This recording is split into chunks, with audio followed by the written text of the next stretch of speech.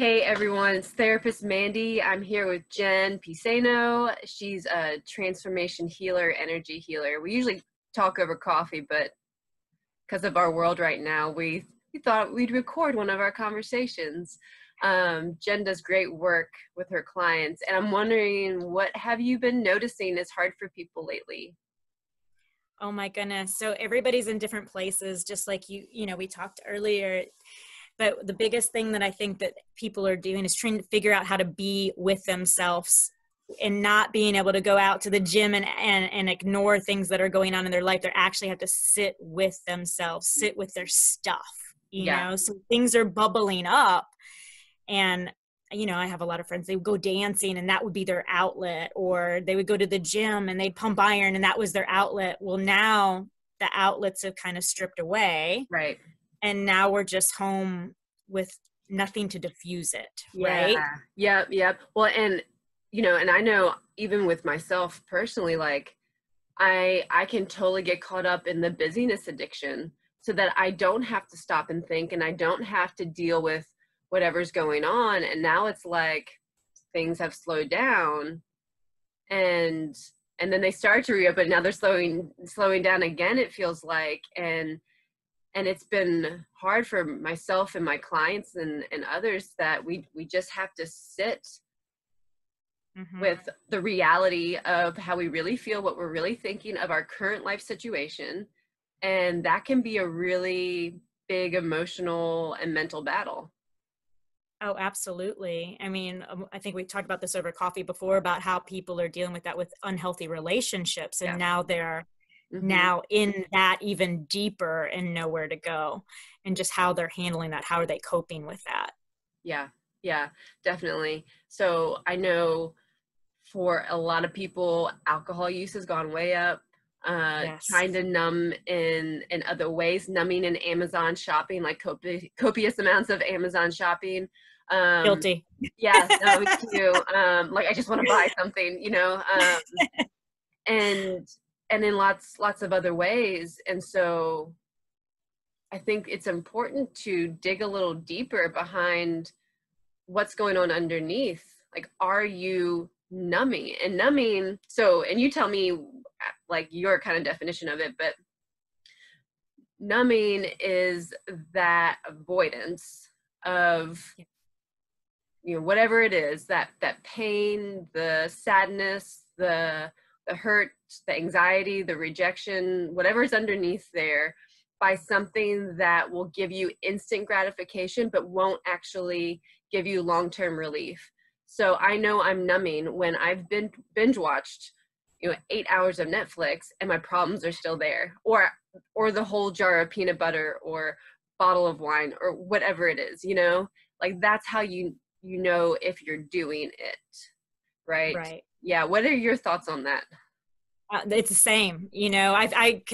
I tell people it's more like they're pushing it all down, Yeah. right? But to be able to push it down, the busyness that you mentioned earlier, I think is the biggest thing. That's one of mine. Yep. We are able to throw ourselves into work. I Yep. become workaholics. Yep. Like for me, if I was numbing, I might restructure my entire website within a Mhm. couple days. Like Right. just busy, busy, busy, busy, busy. Yep. And so for me, that is the numbing. I know if I'm sitting in front of the TV too long, Hmm. then there's something to look Yep. at. I need to look at what's Yeah. really, truly going on. Yeah, Yeah. I know for a lot of people too, there's almost a fear of, if I stop too much, then I'm going to go to my unhealthy behaviors because that's just what I do. And so busyness has been a way to cope in a healthy way, but it's still not really dealing with the issues that are going on. um Right. The real issues. I've had a lot of clients have to go through that as well. They're scared they're going to fall into a deeper depression mhm, if they slow down enough to yep. actually feel what's coming up. Yeah. So that avoidance in their way is a way of coping, but it's Yeah. still not getting to the root issue. Yep. So there's almost this need, I feel like, of having to make peace with inactivity, peace with Yes. just being, and peace with like the quietness almost. Um, what what suggestions do you have for people around that? I'm interested in what you would do. Yes. So for me, it's all about sacred space with the type of work I do as like an energy mover, a Reiki master, and everything I do in shamanic practices. It all starts with sacred space, and that is a time to just quiet enough so that you can hear. So Yeah. it's tapping into your inner self, your highest self, Mm-hmm. and easy little practices. It's not my practice isn't like where I would sit in meditation for hours on end. It's really just those little moments and the little times that we carve out for ourselves to actually listen, learn, and respond instead of react. Yeah. Yeah. You know what I mean? Yep. Love that. No, absolutely. Yeah. I think for a lot of people, it's learning to tolerate the discomfort. Yes. And being able to, and I think I've used this in some of my other stuff too, but this ability to become like the compassionate inner scientist of yourself, where you just sit and observe what's going in and out of your mind and what are the feelings that are coming up. Because just because you think something doesn't make it true, right? You know, they're automatic thoughts. And so just being able to non-judgmentally observe them, because people will fall back into depression or into unhealthy tendencies when they start to judge themselves for having certain thoughts and feelings. Exactly. I call them meta feelings. I'm having feelings about my feelings. I feel guilty that I feel sad. I feel guilty that I feel anxious or shame or whatever it may be. So common, right? And women beat themselves up on things like that all the time. So I call it the inner critic comes out to play. Right. And that inner critic is it's an enemy, you know? So when I tell people to go in, when I'm talking about going inward, you're telling the inner scientist, to me, that's your inner healer, right? Or your inner wise woman, but going into that space and making the unconscious conscious. Yep, absolutely. And so like when you can sit and observe, you can just notice, oh, that's depression talking, that's anxiety. That sounds like my boss who's a bully, or that sounds like my dad. Like, and so when you can observe, you can just kind of be curious and interested in what's going on in your mind and in your body. Like, where is the tension, right? The tension's right here. So this needs to open up. So now you can do some breath work. Now you're learning not to avoid the pain or the tension or the thoughts. You're actually leaning into them. Because when we avoid them, they actually grow and metastasize. They get worse, right? Absolutely.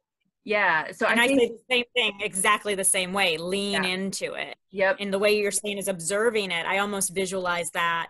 And when I'm teaching, I use the analogy of you are the director. You're sitting in the director's chair. Right. You can look at yourself like you're watching the scene. Right. What would you do differently? What characters need to change? Which characters need to exit? Right. You know? Right. It's like almost being able to put the pause button on the recording and just say, okay, now which way do you want to go with it? Exactly. Yeah. And that's why I like the director kind of analogy, is because the director can change the storyline. Right. I love that. I love that so much.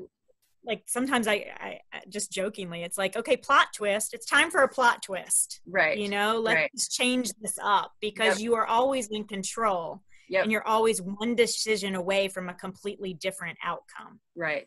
You know, and just as another example of just what you're talking about, because some things may resonate deeper with other people, but we're like totally on the same page with it.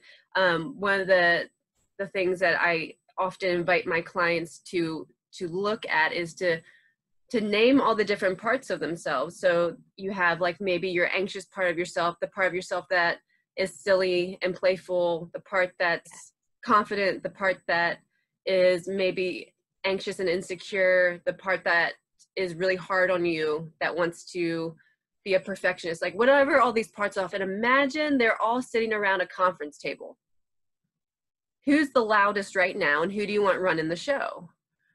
Right. You know, and sometimes we have to reassign different roles to different parts of us. So it's the same sort of concept. And I think it's important to know that everybody at that conference table is equally important. Yeah. Yeah. Like, you don't want one to go away. You need it. It's what's kept you alive, right? Right. But Right. you need to balance them. Like, all of the people at that table, all of those different voices and reactions matter, because that's what creates wholeness. Yeah. And I feel like in working with women, as long as I have, we try to push away the one that was too shy or too loud, because we think that that part is not good, or we were told that that part of us is bad. Right. And then we've carried that throughout our adult life, that that part's bad. Right. But really, it's just as equally needed as every other part of ourselves. In order to have wholeness, you have to love and accept all of those different players. Yeah. Yeah. You know? Love it. So what would your big takeaway be for people who are struggling with like being with themselves, with their thoughts and feelings alone during this time in our world?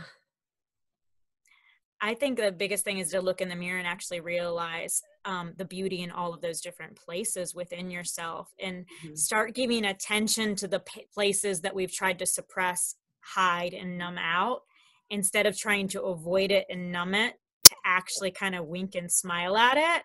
Yep. And see where it's helped us throughout our life. And I think once we give attention to it, it doesn't seem like such a bad thing that needs to be pushed down anyways. Yep. Yeah, absolutely. I think my big takeaway too would be learning to make friends with the parts of yourself you don't like.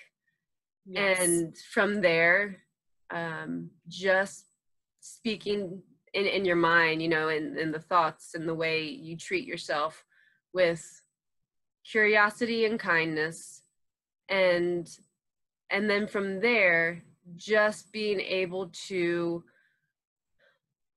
move forward with that part of yourself in a non-judgmental way. You know, just because it shows up doesn't mean it has to run the show for the whole day, but you know, you can acknowledge that sadness is there and that it's having a lot of negative thoughts, and you can tend to it. And but the biggest part, I think, in all of that is not judging yourself or judging that part of you for showing up. So I think people can begin to do some of these things as we're transitioning in this crazy year of 2020. It has been crazy, has it not? It has. Yeah, but I agree. Yeah, just loving yourself in a very deeply profound way. Yeah. All the space and all the places. Yep. Well, I'm so glad we got to talk, Jen. And I hope we can do this more. Yes, absolutely. And hopefully get together for real coffee soon. Yeah. All right. You all take care out there. Bye.